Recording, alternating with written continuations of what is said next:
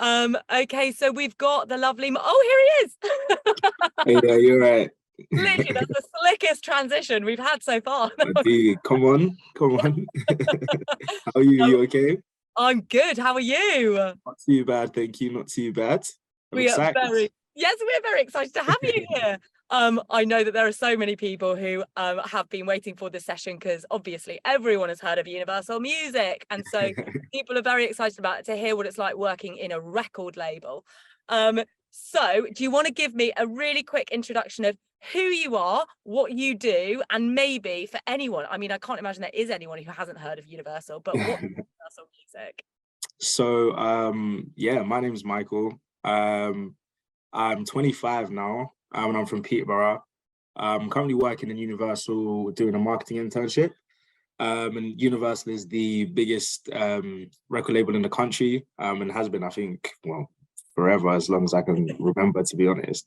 So the way that record labels work as well is, I guess, Universal Music is like the main body, if that makes sense, and then underneath that you've got loads of different labels. So like EMI, Island, Polydor, and all the artists kind of sit underneath that, if that makes sense. So yeah, that's where I'm at and have been for the past year.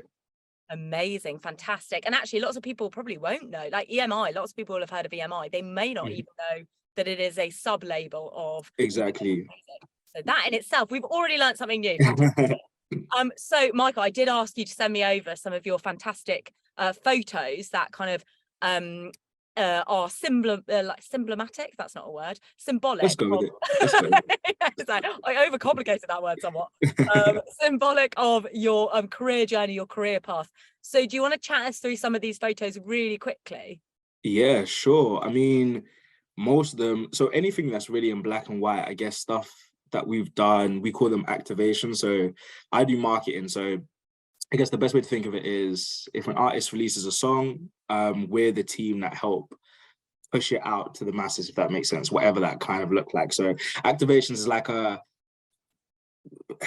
fancy way of saying doing stuff. So for example, like there's one, I don't know if you can see it too well, but next to the Mobo's picture, the guy on the left, he was an artist. Yeah, that's the one. And we set up something in Wingstop. So we basically hired out the place for the day, got him to come over with a couple of fans as well. Free food, performances, just a way to obviously with the song like bring in fans and like make them feel a part of the experience. Bottom left, that's Neo. I don't know how old everyone is in here, by the way, but don't know who that is. But when I was growing up, he was like a huge R&B artist. So getting to meet him was incredible. Next to him, we've got Wretch 32 as well with Tiana Major 9. That was at a writing camp that we did. So I work for Universal, but one of the sub labels that I work under is called Motown. And as part of one of our like objectives, we wanted to help out, I guess, the younger generation, like with, I guess, creation and like letting them have like a taste of what the industry is like. So we set up a writing camp at Church Studios for 2 days, and just got everybody in to write and record and make music. And those were some of the people that pulled in. And actually, to the other side on the right, yeah, that's the one we've got. I don't know if you can see it in there too well, but you've got like A1, J1, they came in as well. Obviously, I've mentioned Wretch 32. There were a lot of big faces there. So to have that support for the other artists that there was, I think, was incredible. And then I think the last one I'll talk about is probably the one in the middle. So the colorful one, yeah, perfect. So that one was actually outside of work, but I think it's careers in music, right? So I'll talk about it a little bit later, I guess. But I also do a bit of production work as well. So this one was for Wes Nelson. I'm sure most people probably remember him from Love Island if they do watch it, to be fair. Okay. But yeah, I've been like so locked in this year, I'm not gonna lie to you. But I managed to get a credit on his last single. So I helped out with a couple of production on that. So yeah, that's probably one of the biggest points for me at the moment right now. So yeah, that's a little bit of an overview of stuff that I've done this year. That's so cool. Oh my God, what a great like little like collage this is, isn't it? Oh my God. Okay, so in touch with loads of artists, you're like literally working with them alongside them Oh, at 100%. Universal. Amazing. And I love the way you described activation as just like doing. Um, Yeah, basically. tell us a bit more about like what do you actually do as like in marketing, and like what is your role? What is your kind of everyday look like? Sure. I think one thing to note before I start is probably that every even in every sub label in Universal, the role is slightly different. And I think that will also be the same between different labels as well. So just like a blanket thing, even when people are like searching for jobs and stuff, the roles will differ because people will call different things and require you to do different things anyway. But what I do anyway is assist with basically everything. So what that means is everything from, I guess, artist brings in a song, and they say this is the next song that we want to release, for example. I'll then speak to what we call our supply chain, which are the people that actually prep it to go into like your Spotify or your Apple Music or whatever, just to make sure that all the data and all the boring stuff is correct. Then once that's all sorted, I'll sort out any like or help out with any like legal issues. So stuff needs to be signed off, cleared, getting contracts sorted. I help out with that as well. Same with like music videos, helping that like move along, whether that's contractually, finance stuff, getting paid. Once the songs come out as well, we're the ones that help out. Well, we kind of speak to every other department as well. So for example, when I mentioned like Spotify, Apple Music, they're separate companies, but we as companies will talk to each other and let us know what I guess the plans are for our releases. So we'll then be the ones to pass on that information to the proper teams to get that across over to Spotify, Apple Music, to make sure the artists are well supported. The same thing goes for radio, press. We're basically, I guess, like the main hub. So anything that any other team needs as well, they'll feed into us and then we'll be able to distribute over to them too. And that also works internationally as well. So we'll deal with other markets too. So whether that's, by the way, markets like different countries, I suppose. So whether that's England, Italy, America, France, whatever it looks like, we'll be the ones to be like the key touch points to be able to feed back anything that they need. So we're across basically everything. It's just making sure that no stone is left unturned, essentially.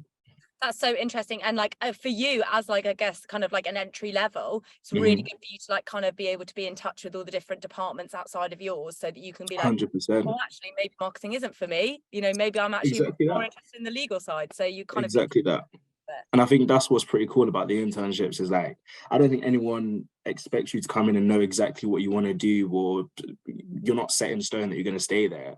But literally what you said, I think being in touch with all the other people just gives you like a big, I don't know, just a big overview of what's out there and what you kind of feel resonates with you, I suppose. Exactly. Such a good bird's eye view that is actually quite rare to get often. 100%. So, okay, tell us about, I guess, your journey from school. Like, what kind of subjects were you into at school? Have you always been interested in music through to how did you actually get to where you are now? Like, what was the kind of career path that you went through? Yeah, I mean, I was a little bit of a nerd in school, I'm not gonna lie. Like I'm not even joking, I did like maths, physics, and to be fair, actually, I did do music up until like A level. So those were actually my three A levels that I did. And I think it was one of those things that I think I've always known that I wanted to be in music, but I just didn't really know like how. So I think anyone that is studying music now as well, at least at the time that I was in school, music tech wasn't a thing. So it was like very traditional, like theory and Mozart and all the rest. And don't get me wrong, I did enjoy it, but I don't think I wanted to be like a scholar or something. And that's pretty much what I thought working in music was essentially.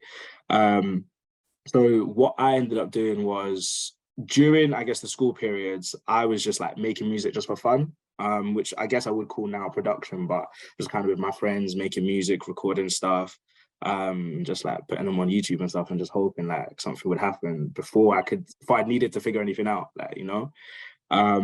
Nothing really came of that. So we then got to the conversations about uni. I was speaking with my teachers. And oddly enough, I didn't even think like roles like these were like that they existed. So they spoke to me about them, got some open days in at some unis. And eventually I did a music production course. This was up in Leeds as well. And I think I'm not convinced that I wanted to go to uni. I think it was more something that I did because honestly, my parents wanted me to do it. And I think with the school's help as well, like they kind of ushered me, not forced, but ushered me to kind of say, okay, cool. If we're not sure what we want to do, maybe a good route to go would be uni, because my grades at school weren't too bad. So it was another learning experience, I suppose. So yeah, went to uni for 3 years, got a first class, so I did all right. But thank you. But I kind of felt like, I don't know, like I didn't really think I was achieving anything personally. So I went back to the job that I was in before, which was just like a phone shop, just selling like contracts and stuff. And all through all of this, I was still making music as well with some people, sometimes bigger artists. Nothing to really shout about, but stuff was moving a little bit. And probably for about 2-3 years after uni, I just kind of said, okay, cool, I'm not going to commit to any like full-time work. I'll just keep doing that. Got to a point where I think I just hit a block, and I just thought I kind of need to be a bit close to the industry, because as well, I live in Peterborough, which is in London. And that's where I kind of feel like everything is. So I kind of thought, you know what, let me move, or at least get closer to the industry. So I think lockdown then hit. And just after we opened, I'm pretty sure it was about June, I just literally went into the Universal building, like made an excuse to go in there because obviously everything was shut. I think security were telling me that obviously I couldn't speak to anybody because nobody was in.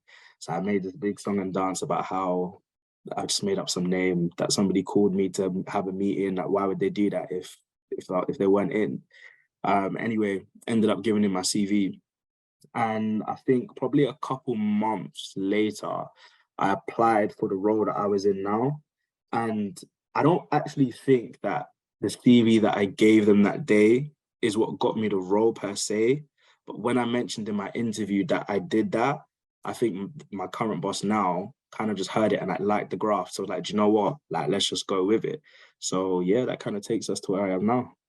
Oh my God, amazing. I love a good old success story with like knocking on doors. Like You it is, have to try it. You you've have got to try. to. And you're right, like it is graft, like that's what it is. And it definitely shows like how enthusiastic and how keen you are. Like literally just like the physicality of making the effort to go to someone's office in itself is like, my God, that's really 100%, 100%. And I think that's what resonates, because I think, honestly, this is my feeling. I think at internship level, especially like you said, everything's entry level.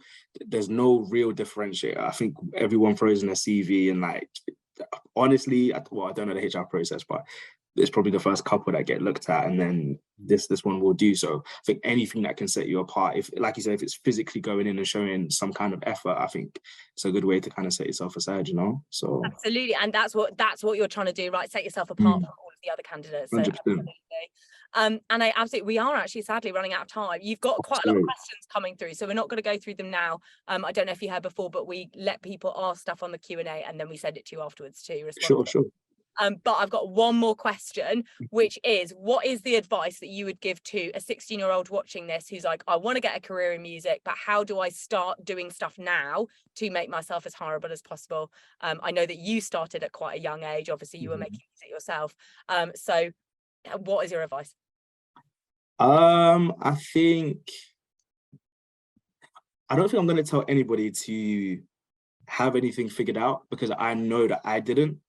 But I think to some degree you have like I don't want to say intuition, but you have a rough idea of what your likes are. So I think whatever that kind of feels like is to just act on it. And I think as early as you can as well. So like for me, I knew that I liked music and I wanted to be involved in it. I didn't think I'd get to this role, but I think maybe me making songs with my friends and then traveling a little bit further, and then bigger artists like, well, yeah, at the time, bigger artists saying to me, let's make some music, that then meant I was closer in these spaces. And then even now, when I've got into this role here, there's people that I've met, because the industry is quite small, that I've known for like the past probably 10 years because we just happened to do stuff together. I think it's just a case of whatever it is that you feel that you want to do, just chasing it as early as possible, because everyone says that I'm crazy, but I'm 25 and I kind of feel like I'm kind of past it a little bit. But I kind of feel like I wish I did that knock on the door maybe like 2-3 years earlier. And who knows where I'd be at right now. But I think, yeah, just whatever you feel like it is you want to go for, just try and do it as early as you possibly can and just go for it. And if it doesn't work, you just move on to something else. And I feel like the earlier you do that, the more time you have to make a mistake or to learn, you know? I don't think there's anything wrong with making a mistake because, like I said, I didn't know what I was doing. I was just doing stuff and hoping for the best. And here we are. So, yeah. Absolutely. Couldn't agree more. And actually, that's something that Chris mentioned before in his talk, which is failure is just actually learning curves. Like, that's all it is. Like, it's actually only a failure if you label it a failure. Otherwise, it's a good lesson. Like, that's all it is. Literally. Yeah. So, oh my God, Michael, it's been so interesting chatting to you. This has been absolutely phenomenal. I know so many people out there watching will be like, oh my God, this is so cool. So many words of wisdom that they could take away from this. And I love the graft. I just absolutely love it. I'm trying. Thank you so much for having me. Thank you. We'll definitely have you back again to talk. 100%. Have a fantastic rest of your day. And thank you so much for joining us. Really Thank you so much. You too. Take care. Bye. Bye.